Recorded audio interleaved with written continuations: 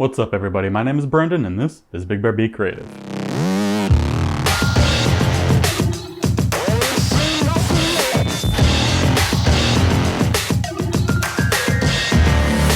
Welcome back to another Friday photography how-to video. Today we're going to be wrapping up our series for more of the basics beginner photography tutorials that we've been doing. So the last couple weeks we've already covered shutter speed and aperture. Today we're going to be wrapping up the 3 pillars of photography with ISO. So if you guys haven't checked out those other 2 videos, make sure you do. You do it after this video. Go ahead and watch this video all the way through. Make sure you guys are checking those out because there's a lot of important information in there too, just to help you guys master your camera, master photography, and just excel at whatever it is that you want to do with photography, whether it be more of a professional basis or just a fun hobby. So like I said, make sure you guys are checking those out. But today is all about ISO. So first we're going to start off with what is ISO. So basically aperture and shutter speed. If you watched the last couple videos, you already know, but those are controlling the natural light that's going into your camera, either how much is going into your camera and how long it's going into your camera for. But ISO is completely different because it has nothing to do with natural light whatsoever. It's artificial light. It's all fake. You're basically computerizing light to add light where there isn't any, which is great because in those dark situations that you don't have enough light to get the proper exposure, you could add some ISO to help get that proper exposure. Of course, if you do this too much, you're going to have a negative effect, and that's going to be ISO noise that we'll talk about a little bit later. And also, even later after that, I'll tell you kind of how you could manage that to make sure that it's not affecting your photos too much and you're still producing some very high quality images. So stay tuned for that. But more about ISO, what it is. So basically ISO stands for the International Organization of Standardization. Which is weird because you would think it would be iOS, but I think maybe Apple or Mac or whatever the actual brand is took that first, maybe. I'm not quite sure. But I'm assuming that's why it's ISO in this terms. But in terms of ISO for your camera, it doesn't exactly refer to that organization, but refers to that organization's standardizations for camera film back in the day, which came under the labels of DIN and ASA, which in 1974 they combined for digital under the name of ISO. So basically it's just a way for modern cameras to refer back to the light sensitivity of old film for cameras. It's basically at least what my research told me. So that's kind of where ISO came from. It's basically the combination of the standardizations for old film. Old film. Yeah, so that's where that came from. So more things about ISO. Another term you're going to hear a lot is base ISO, which is again something very important for you to understand because it's going to affect your photos a lot. So base ISO is your native ISO of your camera, which means the lowest ISO that you can go. And when you shoot at that ISO, you're going to produce the highest quality image, meaning that noise visibility, the ISO noise we were talking about earlier, there isn't any. It's perfectly clean, sharp, it looks great. Of course, sometimes you can't shoot at that just because the light doesn't allow for it. So how do you know what your base ISO is? Well, for the most part, all cameras nowadays are going to shoot from an ISO 100 to ISO 6400. Some cameras go a little bit lower than 100, some go even higher than 6400. It kind of just depends on your camera. If you're shooting on more of a beginner lens, if you're a beginner photographer, as you're probably watching this video for, you're probably going to have that ISO 100 to ISO 6400. So that's going to be like your standard base. Again, like I said, you'll have some that are a little bit lower, some a little bit higher. Just look in your camera, scroll through your ISO. If you don't know how to do that, again, keep watching. I'll tell you a little bit about how you can change ISO at more towards the later part of this video. So again, make sure you're sticking tuned. So that's basically what base ISO is, just the lowest ISO you can shoot on. That's going to be the cleanest, sharpest photo that you can produce. And then the base, or not the base, but the standard set of ISO you're going to have is going to be 100 to 6400. So what is the best light to what is the best ISO to shoot with? It depends on your light. You are going to hear a lot of photographers are going to tell you shoot at your base ISO. I am one of those photographers. I'm going to tell you to shoot at your base ISO unless you can't. Because sometimes with certain light situations that you're given, you just can't shoot at base ISO. You're just underexposing your photo too much. So in that case, you're going to have to crank up your ISO just a little bit just to make sure you are getting the proper exposure. Now, I think one of my dogs body slammed the other dog into the door if you heard that. So when it comes to shooting in those dark situations, there's something you need to keep in mind. And that's what I call the safe zone of ISO. Because every camera is going to be a little bit different, and if you're shooting more on a basic model or more of a beginner model, DSLR or camera, anything like that, there's a certain range you want to stick in between or under. So as what I've found for more of a beginner photographer and the camera and lens that you're using, you're going to want to stick below 1600 ISO. If you start going above that in terms of more of a lighter scenario, like not talking about astrophotography, that you could go higher, but for more of a, I don't want to say normal photo, but more of a daylight photo or anything that's not nighttime, you're going to want to stick at 1600 ISO or below, because if you go above that, you're going to start noticing a lot of that noise, the ISO noise. It's going to start pixelating, grainy, noisy look on your photo that it's not good. You don't want it because you can end up using that photo. So you're going to want to stick below 1600. Now, if you have more of a more higher end, more advanced DSLR or camera, things like that, you can go up to ISO 3200. It's going to give you a lot more light, and it's basically just going, it's going to open up opportunity for you basically. So if you can shoot with that higher ISO, great. If you can't, just stick lower. I'm always going to suggest to stick lower. If you do start taking photos and you notice that your ISO is cranked high enough that you are having that noise, I would suggest even shooting slightly underexposed, not a lot, just a little bit under, and then bringing up the brightness in your post, in your photo editor, or anything like that, just so that way you could save that noise effect, because you can bring back a lot of detail from shadows if you're not having to crank them up too much. So just slightly underexposed, it'll help you out a lot. So that's kind of my suggestion for you. Not really a suggestion, but it's what you should do for certain light situations. So if you're in a situation that you have plenty of light, shoot at your base. If you're shooting in a situation that doesn't have a lot of light and you do need to open up your ISO, or not open up, but crank up your ISO a little bit, go up just incrementally until you get to exactly where that where exposure needs to be. And then if that's too much where you have the noise, have it be slightly underexposed and then bring it up a little bit in post. It'll save you a lot of headache and disappointment when you actually upload that photo onto your computer and open it up and you just see it's too grainy to actually use. So that's what I would say for in terms of what ISO to use for certain kinds of lighting. So more about like that ISO noise that I keep bringing up. So because the ISO is artificial, it's not real light, you're basically cranking up and producing more of the pixels that are in your photo, which if you crank it up too much, you're going to notice them too much. And that's what that ISO noise visibility is. You're actually seeing the individual pixels because you're editing them too much. So if you want to be minimizing that effect, you can't raise your ISO too much, just because, like I said, it's going to just bring out those pixels. So basically, again, you're going to want to shoot as close as you can to your base ISO, because that's going to be the highest quality image that you can take. So there's basically, it's like a 10-step method to actually taking your photos, so that way you're making sure that you're maximizing that high quality image, also minimizing that noise effect that you're going to get. So basically, whenever you show up to your scene, you're going to find your composition. That's obvious. But the first thing you're going to do is you're going to set up your tripod, put your camera on there, and set your aperture. Because your aperture is going to completely change what style of photo you're taking, whether you're blowing out the background, you're including everything like in a wide landscape, or anything like that. So you're going to set your aperture first. Then from there, you're going to adjust your shutter speed and your ISO to get a proper exposure. Then you're going to take the photo.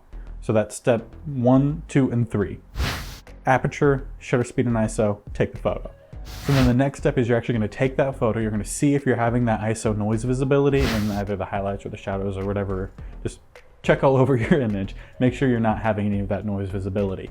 If you are, you're going to need to start adjusting your ISO and shutter speed. So you're going to start lowering your shutter speed down to get away from that noise visibility, and you're going to have to lengthen your shutter speed. Now, of course, sometimes this will be a little bit difficult depending on what your actual composition is. If you're having moving trees, you have to make sure you're still shooting at a shutter speed that is more of a still shutter speed, as well as making sure ISO is low enough that you're not having too much noise introduced. So it's kind of a play, so you just kind of go back and forth until you find the right balance between the two, to where you're getting that high quality image, while also making sure that it looks like the kind of image that you're going for. Of course, sometimes this isn't possible. You're gonna keep adjusting these, and by the way, that step, because you're gonna adjust shutter speed, take the photo, or you're gonna check it, change, and test. So that's 4 through 6 right there. the steps, the 10 steps that you're basically going to do. Like I said, sometimes it's just not going to work for you. So the next thing you're going to have to do is start adjusting your aperture. Again, you could change this a little bit just to make sure that you're still getting that kind of look that you're going for without changing it too much that you lose that look. And then from there, you could go back again and change that shutter speed and ISO, kind of play with those to get the right photo. And you're just going to keep repeating this until you get the right look. Unfortunately, photography, sometimes Mother Nature, especially if you're a landscape, nature, wildlife, she's not going to give you the light that you need. It just happens sometimes, and it's not something you have to deal with. But that's kind of the fun part and the not so fun part of this kind of genre of photography, is that you're not in complete control, but it happens. It happens to the best of us, happens to the worst of us. Don't get upset if this happens to you. Just think of it more as a scouting mission in that point. That you went out, you found a very nice composition. You know next time when that light's gonna be there, you can show up, you know exactly where you're going, and you're gonna take that photo right away. You're not gonna waste the light or anything like that. So just kind of think of it more along that aspect if you're not getting that light. Or if you did get that light, celebrate it, quickly go home, edit it, put it on social media, and you could even tag me in it if you want to. I'd love to look at all you guys' photos. We could talk about them. We'll talk a little bit more about that at the end too. So that's just kind of how it goes. Sometimes you're going to have to take your photo, change some settings, take it again, and just keep repeating that until you get the actual look that you're going for. So like I said, it's just a fun part. Plus you're going outside and enjoying nature, hopefully when it's not over 100 degrees outside, because summer's here. That's not fun. I'm much more of a spring, winter, fall kind of person. I do not like temperature normally above 80. Let me know down in the comment section what your guys' favorite time to go take photos in. Are you guys a fall, summer, spring, winter? I kind of threw those in random order. But let me know what your guys' favorite time are. Do you guys like shooting more in the morning or at night? It's fun to just kind of see what different people's way that they take photography is. So I would say I'm much more of a morning photographer. Especially in summer, but also a little bit in fall and spring. Then in winter, I would go out at any points because it's always going to be a lot colder then. But yeah, so let me know, like I said, let me know down below what your guys' favorite thing is. So now you know everything that there is about ISO. You know the best values to shoot for what kind of light, you know what it is, where it came from, what base ISO is, all that fun stuff. But how do you actually change your ISO? So this is something that's actually going to change a lot depending on the camera you're shooting on. Because even for some manufacturers, depending on the grade of camera that you are using from them, they're going to have different ways to change it. So if you're using more of a high-end camera, you're most likely going to have a button that you're going to hold down while you're also using that scroll wheel that you use for shutter speed. That's great. It's really easy, lets you change it quickly. Even for those same manufacturers, if you're shooting on more of a lower-end camera, you aren't going to have that button. Some of them will have a button that you could program, aftermarket body kind of button that you could do, but some you just don't have that option. It's actually going to be a menu setting that you have to go into your menu, find your ISO setting, and then change it. And then some cameras have a completely different operation, I guess, to change it, where they'll have its own separate scroll wheel button mechanic thing on the very top. Like Fujifilms, they have all their adjustments on that little top part of the camera, which are really cool. I'm looking at a Fujifilm that hopefully I will eventually get, but right now I shoot on a Nikon, so I have that little button plus a scroll wheel for my ISO. So if you don't know what yours is, I would suggest either reading the manual on your camera, Googling it. Basically, when it comes to photography, if you want to master photography, you need to master your camera. So the more you can learn about your individual camera and the lenses you're using, the better. That's just something you guys should be doing anyway. It's something I do. I constantly look up stuff about my camera just to make sure that when I go out and shoot, I'm shooting correctly, and I'm constantly learning about new things and all that. So it's something you guys should be doing as well. So let's do a quick wrap up here. What is ISO? Artificial light you're adding to your photo.